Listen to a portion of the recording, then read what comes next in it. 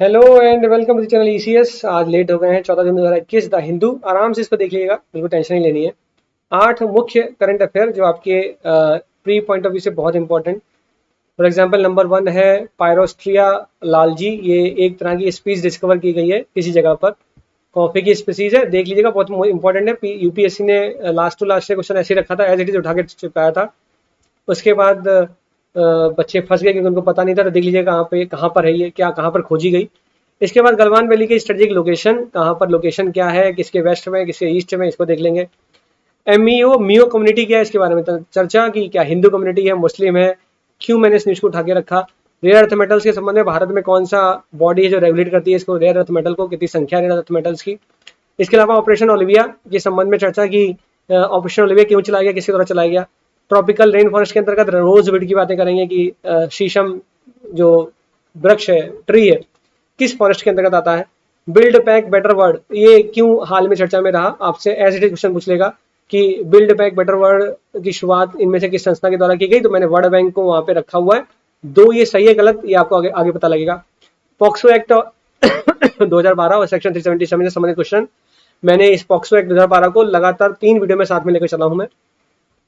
Section 377 में पहले पिछले वीडियो पढ़ा चुका हूँ। अगर आपने नहीं देखा तो आप देख लो, बहुत इंपॉर्टेंट है, क्योंकि मैं लगातार चीज़ों को कंटिन्यूटी में रखता हूँ, पीछे से चीज़ों को उठा के ले आता हूँ, ताकि 3-4 दिन में आपकी एक चीज़ लगातार याद होती चली जाए। तो 14 जून 2021 इसकी पीडीएफ मैं Priyanshu Dubey official Telegram group है, वहाँ पे शेयर कर दूंगा। अभी मैंने वीकली बुलेटिन पढ़ाया, उसको देख लीजिए, उसकी भी पीडीएफ में शेयर कर दूंगा Priyanshu Dubey official Telegram group पे। वहाँ पर आपको एक फोटो दिखाई देगी, इसको ज्वाइन कर लीजिए, बहुत इंपॉर्टेंट। चलिए आगे चलते हैं। पहला क्वेश्चन देखिए। क्वेश्चन लिखा हुआ है 15 metre tall tree that belongs to the genus of the coffee family Pyrostria lalji has recently been discovered by a team of researchers from India and the Philippines. Philippines और भारत के researcher के द्वारा इस नई तरह की कॉफी जीने से संबंधित पायरोस्ट्रिया लालजी इसकी खोज करी गई। आपको बताना है इसका संबंध, मतलब कहाँ पर ये जो पायरोस्ट्रिया लालजी की खोज की गई, कहाँ पर की गई। आंसर में लिखा है अंडमान आइलैंड में, अन्नामलाई फॉरेस्ट में, माइकाल हिल में, या tropical rain forest of north east में। इसका सही आंसर क्या है, इसका सही आंसर है पायरोस्ट्रिया लालजी को खोजा गया है अंडमान आइलैंड में। ठीक है, मोस्ट इंपोर्टेंट है, सीधा क्वेश्चन इसी प्रकार का यूपीएससी ने 2017 या 16 में पूछा हुआ था। ठीक, अगला गलवान वैली से संबंधित प्रश्न है। चाइना के द्वारा लगभग एक साल गलवान क्लैश हो गया। क्लैश गलवान में जो झड़प हुई भारत और चाइना के बीच में, उसको लगभग एक साल हुआ। इसके बाद चाइना के द्वारा स्ट्रेंथनिंग की जा रही है, लाइन ऑफ एक्चुअल कंट्रोल पे अपने बेस को स्ट्रेंथन किया जा रहा है। तो उसकी लोकेशन से संबंधित प्रश्न है कि बताइए एलएसी और गलवान वैली के संबंध में कौन से कथन सही लिखे। पहला कथन लिखा हुआ है the valley is strategically located between Ladakh in the east and Aksai चीन इन द वेस्ट। तो इसकी जो स्ट्रेटेजिक लोकेशन बता रहा है वो लद्दाख इन द ईस्ट और अक्साई चीन इन द वेस्ट बता रहा है। एट इट्स वेस्टर्न एंड जो ये गलवान वैली इसके पश्चिमी छोर पर श्योक रिवर बहती है, एंड दारबुक श्योक दौलत बेग ओल्डी रोड है, ये कह रहा है। और थर्ड स्टेटमेंट में लिखा हुआ है कि जो लाइन ऑफ एक्चुअल कंट्रोल है, it lies east of the conference of the Galwan and Shyok river. Galwan और श्योक रिवर के कॉन्फ्रेंस के पूर्व दिशा में ये LAC line of actual control lie करती है। आपको बताने में से कौन से कथन सही हैं। यह तीनों ही कथन सही हैं, और मैं बताऊंगा, सॉरी ये तीनों नहीं, ऑप्शन बी 2 और 3 आर करेक्ट। क्योंकि ये क्या है, ये लद्दाख, मतलब जो गलवान वैली के वेस्ट में है लद्दाख, जबकि गलवान वैली के ईस्ट में है अक्साई चीन। ठीक है, ये गलत लिखा हुआ है, यहाँ पे वेस्ट होना चाहिए था, यहाँ पे ईस्ट होना चाहिए। सही कथन है 2 और 3। ठीक है, मैं लोकेशन दिखा देता हूँ, ज्यादा अच्छा है। जैसे ये दिख रहा है आपको गलवान वैली है, तो इसके ईस्ट में दिख रहा है आपको अक्साई चीन है, और इसके वेस्ट में आपको दिख रहा है लद्दाख। ये लद्दाख है, ये लद्दाख। ठीक, ये गलवान वैली, वैली का मतलब घाटी, ये वैली ऐसे वैली, ये घाटी आपको दिखाई दे रही है, घाटी वैली है। ये गलवान रिवर आपको दिखाई दे रही है, ये श्योक रिवर दिख रही है। इसके कॉन्फ्रेंस के ईस्ट में आपको ये लाइन ऑफ एक्चुअल कंट्रोल दिखाई दे रहा है। समझ में नहीं आया, थोड़ा क्लियर देख लेते हैं, थोड़ा क्लियर देखते हैं।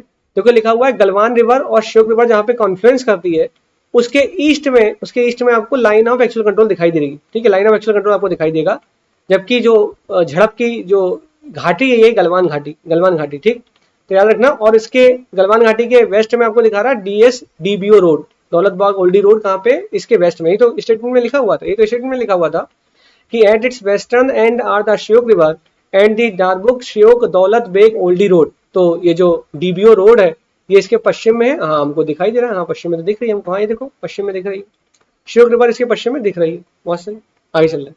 अच्छा, मैंने और लोकेशन दिखा दी यहाँ पे, थोड़ा क्लियर दिखा दिया। ये देखो गलवान घाटी है, देखो ये पॉइंट बहुत इंपॉर्टेंट है आपके लिए। ये वेस्ट में इसके डीबीओ रोड आपको दिखाई जा रहा है, ठीक है, दिख रहा है आपको। ये देखो आपको हॉट स्प्रिंग दिखाई दे रहा है, बहुत हॉट टॉपिक बना रहता है ये एरिया हमेशा। ये दिख रहा है आपको, लेक दिख रही है, ठीक है, पेंगोंग सो लेक दिख रही है आपको, इंपॉर्टेंट है। उत्तर से दक्षिण लगाने को दे सकता है, उत्तर से दक्षिण लगाने को दे सकता है, इसलिए याद रखो, ठीक, उत्तर से दक्षिण लगाने को देगा। ये है डीबीओ सिटी, ठीक, दौलत बेग ओल्डी सिटी जो है ये है, लिख देगा उत्तर से दक्षिण लगा दो।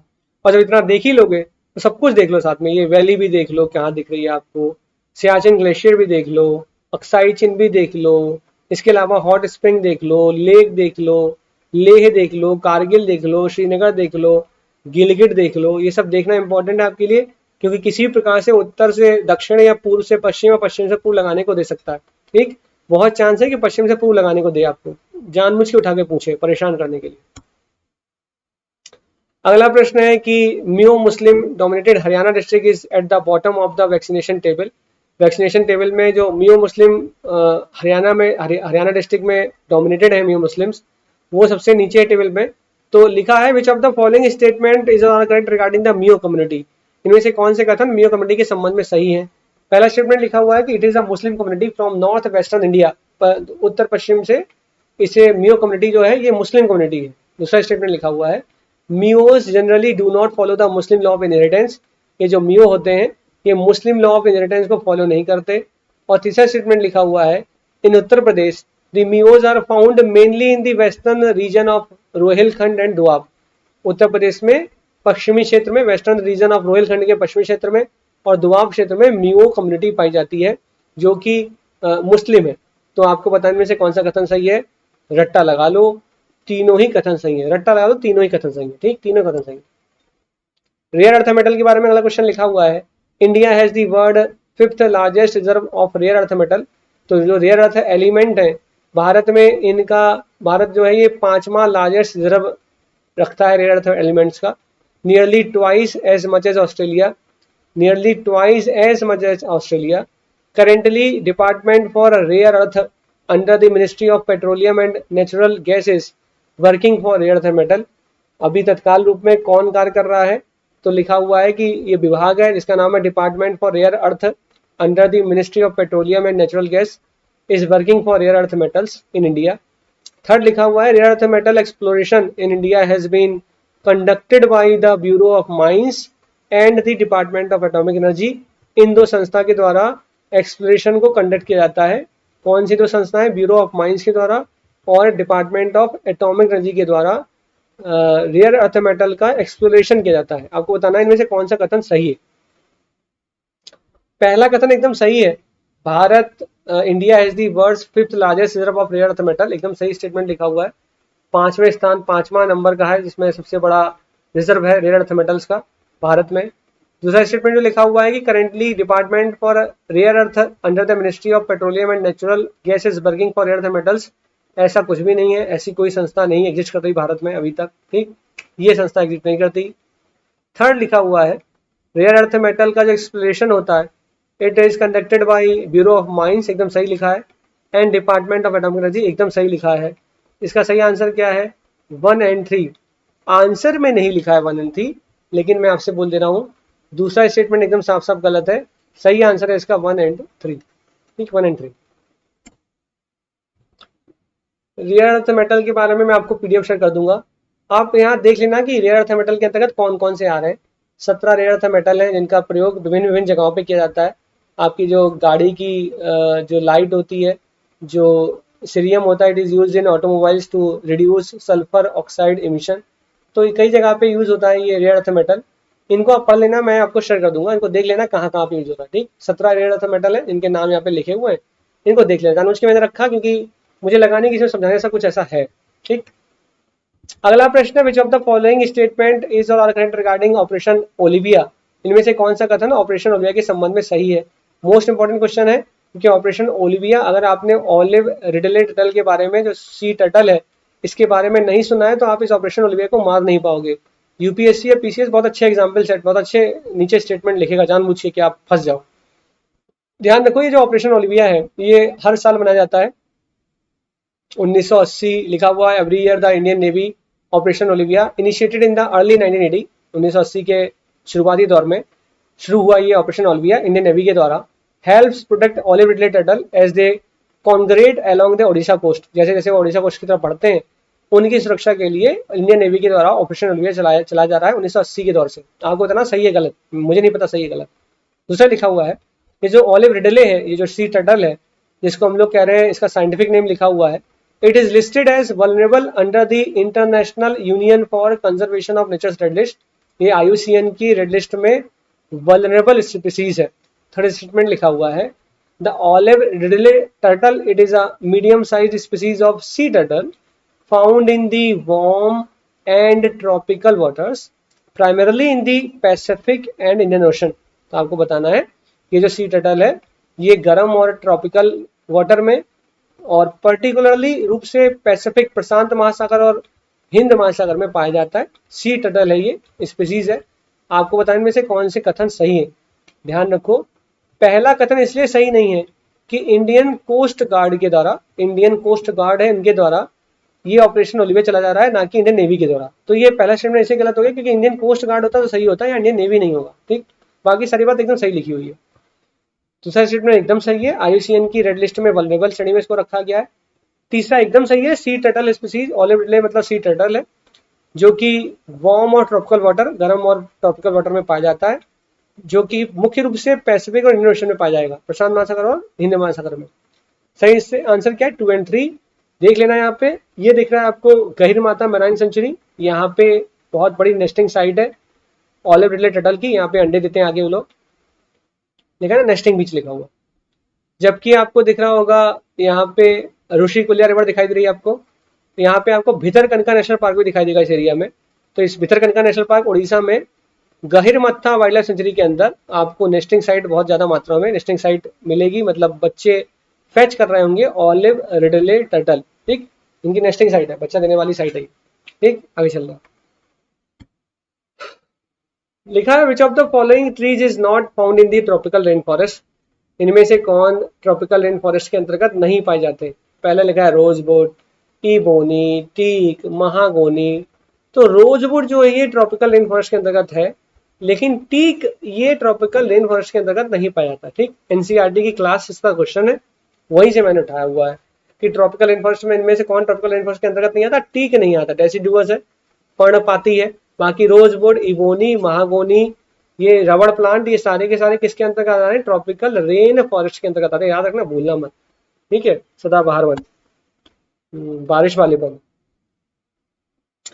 Which of the following statement is are correct regarding build back better word? B3W के बारे में पूछा गया है, इनमें से कौन सा कथन build back better word के संबंध में सही है। इनिशिएटिव चलाया गया, लिखा है पहला the build back better word project envisages to collectively mobilize hundred of billions of infrastructure investment for low and middle income countries।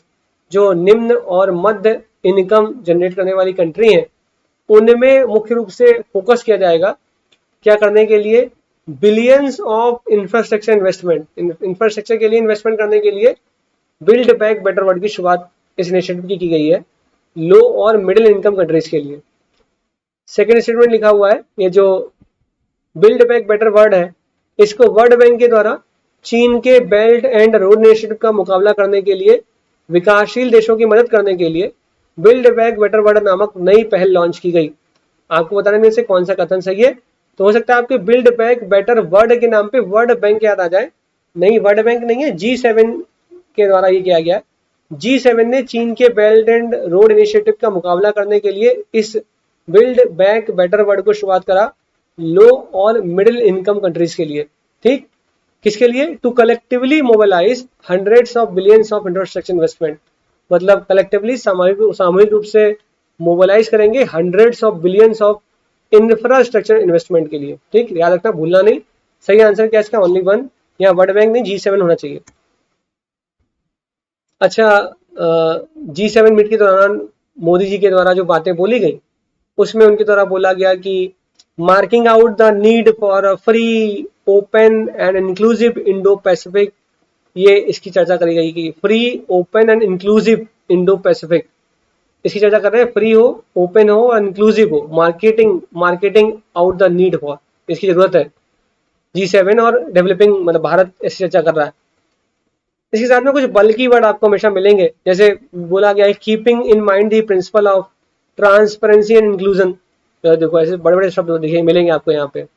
इसके अलावा कुछ जगह पे कुछ अच्छे शब्द मिलेंगे आपको, जैसे as the world largest democracy India is a natural ally for the G7 and guest countries to depend क्या लिखा, and guest country to depend shared values from authoritarianism, terrorism and violent extremism, disinformation and infodemics and economic coercion. इससे defend करने के लिए भारत के द्वारा G7 के साथ मतलब अलाय करने की बात, India is a natural ally है G7 के साथ। क्यों? To defend shared value, natural ally क्यों है? शेयर्ड वैल्यू को, to defend shared value from authoritarianism, terrorism. G7 के साथ साथ भारत भी परेशान, टेररिज्म आतंकवाद से परेशान है ना, वायलेंट एक्सट्रीमिज्म से सारे देश परेशान है, डिसइंफॉर्मेशन से परेशान है, इन्फोडेमिक्स से परेशान है। What is infodemic? तो डेमिक का मतलब जैसे पेंडेमिक, एपिडेमिक, डेमिक है ना बड़े रूप में, तो इन्फॉर्मेशन का डेमिक होगा तो इन्फोडेमिक कह दोगे। सूचना मिसप्लेस हो रही है, मिस यूज हो रहा है सूचना का, गलत तरीके से आपके सामने सूचना को पोर्ट्रे किया जा रहा है, तो वो उसको इन्फोडेमिक हो गया। तो बड़े बड़े शब्द लिखे, इसको पकड़ लो, पकड़ के पढ़ लो। अगला प्रश्न लिखा हुआ है कि which of the following statement is और correct regarding the POCSO act 2012 and section 377। एक साथ मैंने जोड़ा क्योंकि एक न्यूज छोटी सी निकली कि 42 साल की महिला के द्वारा सेक्सुअली असॉल्ट किया गया एक माइनर को, उसके बाद पुलिस ने इसको पकड़ लिया और 2 धाराएं लगाई, एक तो पॉक्सो एक्ट के अंतर्गत अंदर किया जाएगा और 377 लगाई जाएगी। तो पॉक्सो एक्ट मैं आपको कई बार बता चुका हूं, तब भी यहाँ पे लिखा है जो पॉक्सो एक्ट है, it does not recognise consensual sexual act among children or between a child and an adult। तो जो पॉक्सो है, it does not recognize consensual sexual act among children or between a child and an adult। पहला statement लिखा हुआ है। दूसरा लिखा हुआ है section 377 is applicable only to non consensual sexual act, sex with minor and bestiality, these are still criminal offense। मतलब homosexuality के ऊपर तो सुप्रीम कोर्ट ने गाइडलाइन दे दी कि ये हम डीक्रिमिनलाइज कर रहे हैं इसको सेक्शन 377 के अंतर्गत, लेकिन it is applicable only to a non consensual, conscious नहीं है मतलब non consensual sexual act, sex with minors and bestiality. तो क्योंकि महिला के द्वारा सेक्सुअल असॉल्टिंग माइनर ही की जा रही थी, इसलिए इनके ऊपर सेक्शन 377 लगा दिया गया। ठीक, साथ में याद रखो कि जो पॉक्सो है, it does not recognise consensual sexual act among children और between a child and adult। ठीक, रट्टा लगा लो इस लाइन को क्योंकि आप कोट करने में सक्षम हो सकते हैं। इसका बेहतरीन अर्थ समझने के लिए आप इसको पूरा पढ़ें कि पॉक्सो एक्ट आखिर क्या है और क्या क्या उसके अंदर प्रोविजन दिए गए। अगर ना समझ में आए तो पिछले 3-4 वीडियो पहले ऊपर उछल के जाना, वहां पर मैंने पॉक्सो एक्ट आपको समझाया हुआ है। तब भी ना समझ में आए तो मैं मेंस पॉइंट ऑफ व्यू से पॉक्सो एक्ट को कवर करूंगा। ठीक, क्योंकि मुझे ऐसा लगता है इस बार आपके यहाँ पॉक्सो एक्ट आने की संभावना बहुत ज्यादा आ जाएगा। ठीक है, विच of the following statement is और करेक्ट, इनमें से कौन सा कथन सही है किसी संबंध में, मतलब इनमें से कौन से कथन सही है। लिखा हुआ है forest grow in areas of scanty rainfall, जहां पे पानी कम बरसता है वहां पे फॉरेस्ट बहुत ज्यादा ग्रो करते हैं। Thick bark and long thorns help the desert plant to reduce water loss, मतलब थिक वार्क, मोटा वार्क होगा और इसके साथ में लॉन्ग थॉर्न्स होंगे, उनके जो थॉर्न्स को बोलते हैं हम लोग हिंदी में, कांटे जो होंगे वो लॉन्ग होंगे। द डेजर्ट प्लांट, जो डेजर्ट में उगते हैं प्लांट, मरुस्थल में एरिया में उगते हैं, उनके साथ ये प्रॉपर्टी होगी क्योंकि ये चाहते हैं कि पानी का लॉस ज्यादा ना हो पाए। तीसरा स्टेटमेंट लिखा हुआ है the one horned rhinoceros is protected in Manas national park, तो जो एक सिंग वाला राइनोसोरस है जिसे हम लोग कहते हैं गेंडा, ये मानस नेशनल पार्क में कंजर्व किया जाता है, रिजर्व किया, प्रोटेक्ट किया जाता है। फोर्थ लिखा है Keibul Lamjao national park is in Arunachal Pradesh, तो केबुल लामजाओ नेशनल पार्क अरुणाचल प्रदेश में। आपको बताना कौन से कथन सही है। पहला कथन तो आप फील कर पा रहे हो कम वर्षा में फॉरेस्ट कैसे उगेगा, तो पहला गलत हो गया। दूसरा एकदम सही है क्योंकि इनकी मोटी मोटी जो गद्दीदार पत्तियां हो जाती हैं और थॉर्न निकल आते हैं, जो कांटे निकल आते हैं, उसका कारण है कि पानी के लॉस को रिड्यूस करना चाहते हैं। एकदम सही लिखा हुआ। तीसरा लिखा है कि एक हॉर्न्ड राइनोसॉर्स जो होते हैं, एक सींग वाले जो राइनोसॉर्स होते हैं, गेंडे होते हैं, ये मानस नेशनल पार्क में प्रोटेक्ट किए जाते हैं, गलत लिखा हुआ है। ये काजीरंगा में, मानस तो टाइगर रिजर्व के अंतर्गत आता है। और चौथा लिखा है Keibul Lamjao national park, it is in Arunachal Pradesh, ये भी गलत लिखा हुआ है। केबुल लामजाओ है मणिपुर में, ठीक है, याद रखना। और अगर आपको गलत लगे, केबुल लामजाओ गलत बता रहे हैं, तो आप मुझे कमेंट कर देना कि सर नहीं, केबुल लामजाओ मणिपुर में नहीं है, ठीक, मेघालय में। आप कमेंट कर देना, त्रिपुरा में आप कमेंट कर देना। ये गलत, ये सही, ये गलत, ये गलत, only two is the right answer, ठीक है, ऑप्शन है, ठीक। वो खत्म हो गया क्या? तो thank you so much. POCSO act वाला मोस्ट वाली आपको समझ में नहीं आ पाया होगा अभी, लेकिन मैं इसको अलग से कवर करूंगा, तो लोड नहीं लेना बिल्कुल भी। बहुत पोलाइटली जो बताएगा उसको समझ जाइए। उन न्यूज़ को जरूर पढ़िएगा, मैंने मार्क करी है, पॉक्सो को छोड़कर वो इंपॉर्टेंट न्यूज़ बिल्कुल भी नहीं है। वहाँ पे कुछ काम का था, इसलिए मैंने उठा लिया था, ठीक। बाकी चैनल को सब्सक्राइब करिए, लोगों तक पहुँचाइए। डेली बेसिस पे 7 से 10 करंट अफेयर में रखता हूँ, जो कि आपके सामान से संबंधित है। आप टेलीग्राम लिंक पे जुड़ सकते हैं, प्रियांशु दुबे ऑफिशियल सर्च करेंगे टेलीग्राम पे, तो आपको एक फोटो दिखाई देगी। यहाँ पे जाके आपको मैं पीडीएफ शेयर कर देता हूँ 10 एमसीक्यू की डेली बेसिस पे, पीडीएफ हिंदू के। बाकी चैनल को सब्सक्राइब करिए, लाइक करिए, शेयर करिए, बेल आइकन पे प्रेस करिए, ताकि जब भी मैं नया वीडियो डालूँ तो आपको नोटिफिकेशन मिल जाए। प्लेलिस्ट बनी हुई है, प्लेलिस्ट में साइंस मेन सीरीज का पहला वीडियो, इसके अलावा the Hindu 10 MCQ series, GS की 10 एमसीक्यू सीरीज, ये वहाँ पे पड़ी हुई है। 21 जून से एक नया बैच स्टार्ट हो रहा है, जहाँ पर हम लोग फ्री ऑफ कॉस्ट शुरू करेंगे पीसीएस 2021 की तैयारी। जितने लोग को जोड़ पा जोड़िए। Thank you so much. जय हिंद।